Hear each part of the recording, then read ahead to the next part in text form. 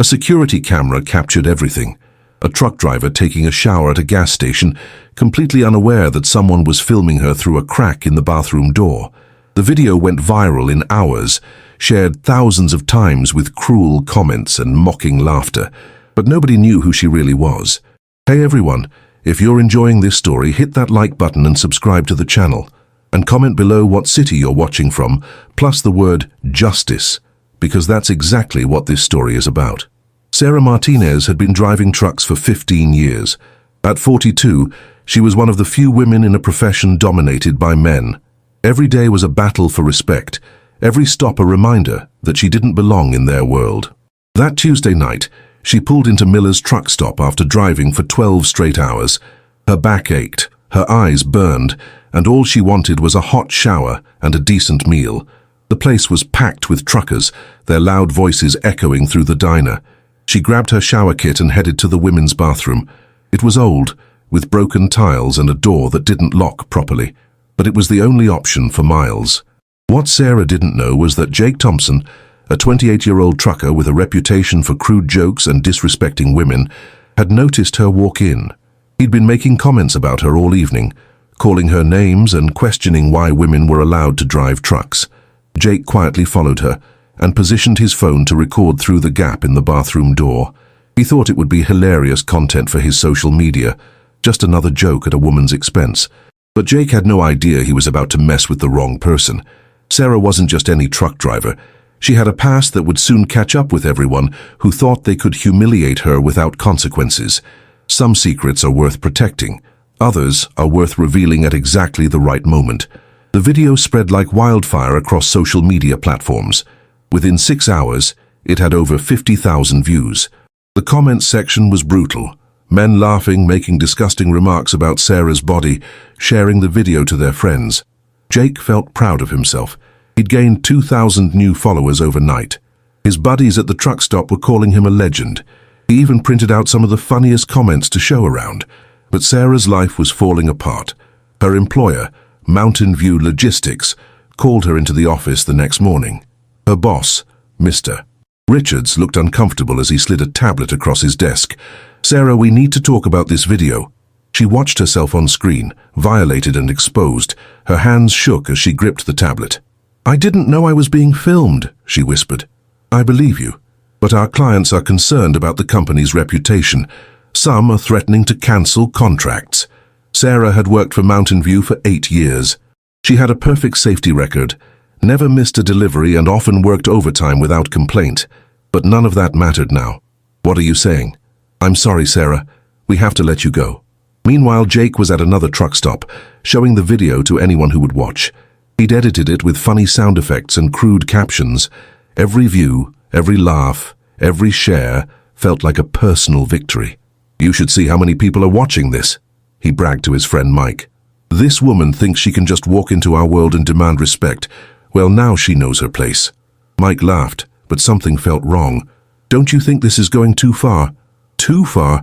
She's just a truck driver. What's she going to do about it?" Jake had no idea he was about to find out. Sarah sat in her small apartment staring at her phone. The video had reached 100,000 views. Her face was clearly visible in some frames. Friends, neighbors, even her elderly mother had seen it. The harassment was getting worse. People were finding her social media accounts, sending her threatening messages. Someone had even posted her home address online. But the worst part was the job interviews. Every trucking company she contacted had the same response. "We'll call you back." They never did. 3 weeks passed. Sarah's savings were running out. She'd applied to over 20 companies, but the video followed her everywhere. Her reputation in the trucking community was destroyed. That's when she made a decision that would change everything. Sarah walked to her closet and pulled out a box she hadn't opened in 5 years. Inside were documents, photographs, and a badge she'd hoped never to use again. Her real name wasn't Sarah Martinez. It was Detective Sarah Chen, and she'd spent 10 years working undercover for the Federal Bureau of Investigation. 5 years ago, she'd been investigating a massive drug trafficking ring that used long-haul truckers to transport narcotics across state lines. The case had gotten dangerous. Death threats, attempts on her life, corrupt cops trying to expose her identity. The FBI had offered her a new identity and a way out. Sarah Chen officially died in a car accident. Sarah Martinez was born, complete with a new social security number, driver's license, and employment history. She'd chosen truck driving because it was the perfect cover. She could travel anywhere, observe everything, and nobody would suspect a middle-aged woman behind the wheel.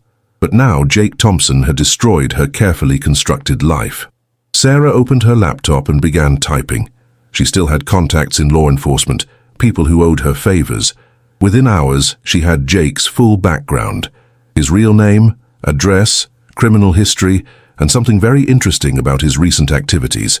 Jake Thompson wasn't just a truck driver with a cruel sense of humor. He was part of the same drug trafficking network Sarah had been investigating 5 years ago. The network she'd never actually finished dismantling. Her phone rang. The caller ID showed a number she recognized. "Agent Chen," the voice said. "We need to talk." Agent Marcus Williams met Sarah at a diner outside the city. He looked older, grayer, but his eyes still held the same intensity she remembered from their undercover days. "We've been watching the Thompson network for 2 years, he said, sliding a thick file across the table. "They've expanded. Bigger operations, more routes, and they're using social media to recruit new drivers." Sarah opened the file. Photos of Jake with known drug dealers, bank records showing unexplained deposits, and surveillance footage from truck stops across 3 states. Jake's not just a driver, he's a recruiter. He finds truckers who are desperate for money, gets them hooked on drugs, then forces them to transport shipments to pay off their debts. "And the video?" Marcus leaned forward. "We think he targeted you specifically. Someone in the network recognized you, even with your new identity. The video wasn't just for laughs. It was meant to destroy your credibility in case you ever tried to come forward." Sarah felt her blood run cold. "They know who I am." "We're not sure how much they know, but Jake's been asking questions about you at truck stops. Your roots, your background, where you live." The pieces were falling into place. The video, the job rejections, the harassment, it was all coordinated. They were trying to isolate her, make her vulnerable. "There's more," Marcus continued. 3 women truck drivers have gone missing in the past 6 months. All of them had videos posted online before they disappeared. All of them were filmed by Jake Thompson. Sarah's hands clenched into fists. "He's hunting us. We need your help to stop him, but this time, it's personal. He violated you, destroyed your life, and now he's targeting other women." Marcus slid another document across the table. "Your old badge, if you want it back." Sarah stared at the FBI credentials. Detective Sarah Chen was about to return from the dead. The plan was simple, but dangerous. Sarah would go back undercover, this time targeting Jake directly. She'd pose as a desperate truck driver looking for easy money, exactly the type of person Jake recruited for his drug operation. But first, she needed to disappear completely. Sarah Martinez's social media accounts went dark. Her apartment was abandoned. Anyone looking for her would find nothing but dead ends. Meanwhile, a new truck driver appeared on the scene. Lisa Rodriguez, a woman with gambling debts and a criminal record, started showing up at the same truck stops Jake frequented. Sarah had spent weeks crafting this new identity. She wore different clothes, changed her hair, even altered her speaking pattern. The FBI had provided her with a modified truck, equipped with hidden cameras and recording equipment. It took 3 days for Jake to notice her. "You look like you're having a rough time," he said, approaching her table at the Mountain View truck stop. Sarah looked up with tired eyes. "Bills don't pay themselves." "I hear you. This job barely covers fuel costs anymore." Jake sat down without being invited. "But there are ways to make extra money if you're interested." "I'm listening." Jake leaned closer. "Some of us drivers help transport special cargo. Nothing dangerous, just packages that need to get from point A to point B without going through official channels. Pays really well." "How well?" $5,000 per delivery. Cash. Sarah pretended to consider it. "What kind of packages?" "Better you don't ask too many questions. But I can tell you it's completely safe. I've been doing it for 3 years, never had a problem." That night, Sarah called Marcus. He took the bait. "Wants me to make my first delivery next week." "Perfect. We'll have surveillance teams ready." But as Sarah hung up the phone, she noticed something that made her blood freeze. On her truck's dashboard was a small piece of paper that hadn't been there before. "We know who you really are, Detective Chen. Stop now, or join the other missing women." Her cover was blown. The hunt had begun. Sarah didn't sleep that night. Every sound outside her motel room made her reach for the gun hidden under her pillow. They knew her real identity, which meant they knew everything. Her FBI background, her undercover work, her connection to the original investigation. At dawn, her phone buzzed with a text from an unknown number. "Check your email." The message contained a video file. Sarah's hands trembled as she opened it. It showed the 3 missing women truck drivers. They were alive, but barely, tied up in what looked like a warehouse, bruised and terrified. A voice off camera spoke with a distorted electronic filter. "Detective Sarah Chen, you thought you could hide from us. You thought changing your name would protect you, but we never forgot what you did to our operation 5 years ago." The camera moved closer to one of the women. "These ladies made the same mistake you did. They asked too many questions, got too close to our business. Now they're paying the price. You have 48 hours to turn yourself in. Come alone to the address we'll send you, or these women die, and we'll make sure the whole world sees it, just like they saw you in that bathroom." The video ended. Sarah immediately called Marcus, but his phone went straight to voicemail. She tried the FBI field office. No answer. Something was very wrong. A new text arrived. "Your FBI friends can't help you now. Some of them work for us." Sarah realized the horrible truth. The drug network had infiltrated law enforcement. That's how they'd identified her so quickly, how they'd stayed ahead of every investigation. She was completely alone, facing an enemy that had eyes and ears everywhere. But Sarah had survived 10 years as an undercover agent by trusting no one but herself. If they wanted Detective Sarah Chen, they were going to get her, just not the way they expected. Sarah spent the next 24 hours preparing for war. She couldn't trust the FBI, couldn't trust local police, couldn't trust anyone in law enforcement, but she had other resources. From her truck, she called Tommy Reeves, a former military contractor she'd worked with on a classified case years ago. Tommy ran a private security firm and owed her his life from an operation in Afghanistan. "Sarah, I thought you were dead.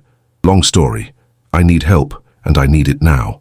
Within 6 hours, Tommy arrived with 2 of his best operatives and enough firepower to take down a small army. Sarah briefed them on the situation, the missing women, the corrupt agents, the 48-hour deadline. "So let me get this straight," Tommy said. "You're going to walk into a trap to save 3 women you've never met while being hunted by drug dealers and dirty cops. That's the plan. I'm in." Sarah had changed. The scared, violated woman from the truck stop video was gone. In her place stood Detective Sarah Chen, a federal agent with 10 years of experience taking down dangerous criminals. She studied the warehouse address they'd sent her.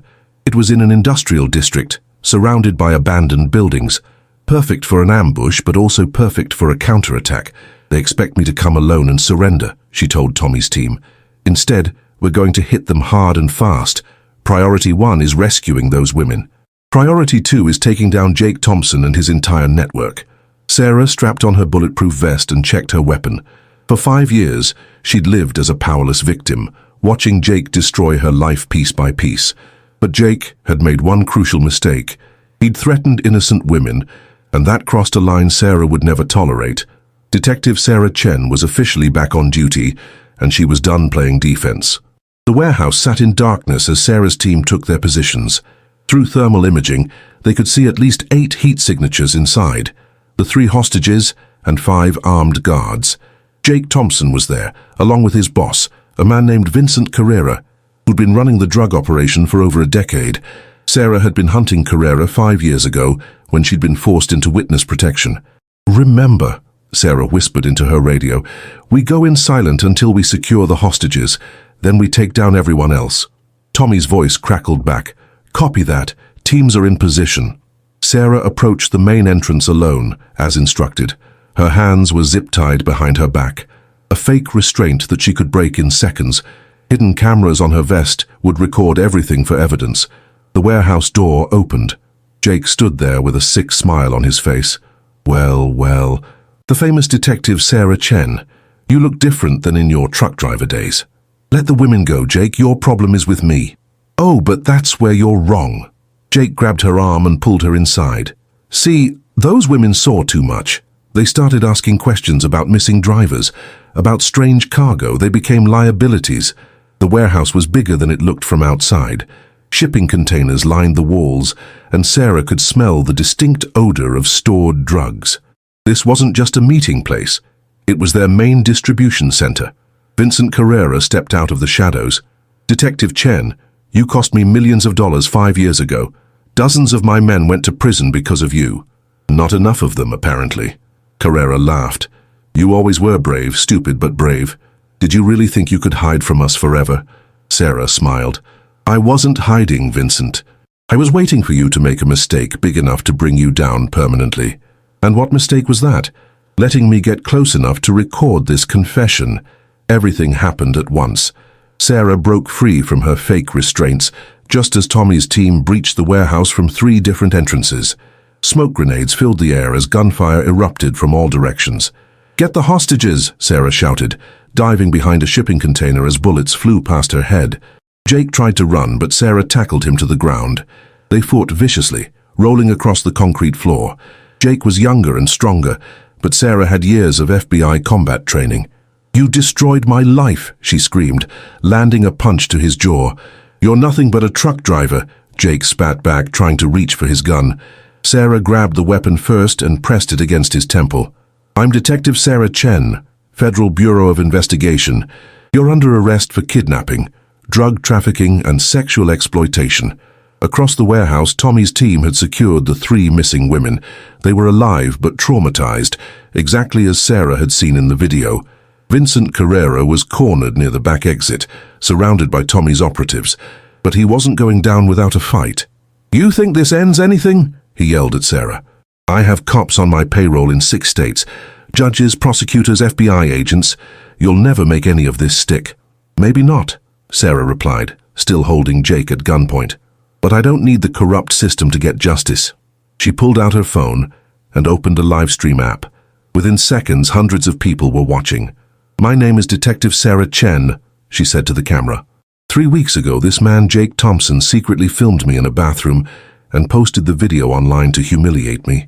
What he didn't know is that I'm a federal agent, and he just led me to the biggest drug trafficking operation in the country. The viewer count climbed rapidly. Thousands, then tens of thousands of people were watching live as Sarah exposed the entire network. Vincent Carrera, Jake Thompson, and their associates have been kidnapping women truck drivers, forcing them into drug trafficking, and murdering those who refuse to cooperate. Jake struggled beneath her gun. "You can't do this. This is illegal." "You want to talk about illegal?" Sarah's voice was ice cold. "You violated me, destroyed my career, and threatened innocent women. The whole world is watching now, Jake. How does it feel to be exposed?" The livestream reached 100,000 viewers as police sirens wailed in the distance. The livestream video broke the internet. Within 24 hours, it had over 10 million views across all platforms. The footage of Sarah's confession, Jake's arrest, and the rescue of the 3 kidnapped women became the most watched crime video of the year. Jake Thompson was sentenced to 25 years in federal prison for kidnapping, drug trafficking, and sexual exploitation.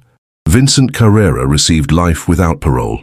The corrupt FBI agents and local police officers who had been working with them were all arrested and convicted. The 3 rescued women, Maria Santos, Jennifer Walsh, and Amanda Cooper, testified in court about their ordeal. Their powerful testimonies helped convict dozens of other members of the trafficking network. Sarah's original humiliation video was removed from all social media platforms. The companies issued public apologies and implemented stricter policies against non-consensual intimate content. Mountain View Logistics offered Sarah her truck driving job back with a formal apology and a substantial settlement. She declined both. Instead, Sarah returned to the FBI with a promotion to special agent in charge of a new task force dedicated to investigating crimes against women in the trucking industry. Her first case was establishing a nationwide network to protect female truck drivers from harassment and exploitation. The FBI also created the Sarah Chen Protocol, a new system for protecting undercover agents whose identities had been compromised. Jake's social media followers, who had once laughed at Sarah's humiliation, now faced a different reality. The FBI had tracked down everyone who had shared the illegal video. Hundreds of people received federal charges for distributing non-consensual intimate content. Sarah kept the small bathroom video as evidence, but she also kept it as a reminder. A reminder that sometimes the worst moments of our lives can become the catalyst for the greatest justice. The woman they thought they could destroy had become their worst nightmare. 2 years later, Sarah stood at a podium addressing the National Trucking Association's annual conference. The audience was filled with truck drivers, both men and women, who had traveled from across the country to hear her speak. "Sexual harassment and exploitation in our industry ends now," she declared to thunderous applause. "We've established hotlines, safe houses, and legal support for any driver who faces discrimination or assault." In the audience, she spotted several familiar faces. Maria, Jennifer, and Amanda were all back to driving trucks, but now they worked as advocates for the Sarah Chen Foundation, helping other women who faced similar situations. Jake Thompson was serving his sentence in a maximum security federal prison. His cellmate had recognized him from the viral arrest video. Prison justice had its own way of dealing with men who exploited women. After her speech, a young female truck driver approached Sarah. "Agent Chen, I just wanted to thank you. Because of what you did, I feel safe out there on the road." Sarah smiled. "That's all I ever wanted." She looked out at the crowd of truck drivers, her people, her community, and felt something she hadn't experienced in years. She felt like she belonged. If you watched until the end, comment, "I watched until the end," below. This story shows us that no matter how powerful our enemies seem, justice always finds a way. Sarah turned her worst humiliation into her greatest victory. What did you think about Sarah's transformation from victim to hero? Share your thoughts in the comments, and don't forget to hit that subscribe button for more incredible true stories like this one. And make sure to click on the video that appears on your screen right now. It's another amazing story about someone who refused to be a victim and fought back against injustice. You won't want to miss it.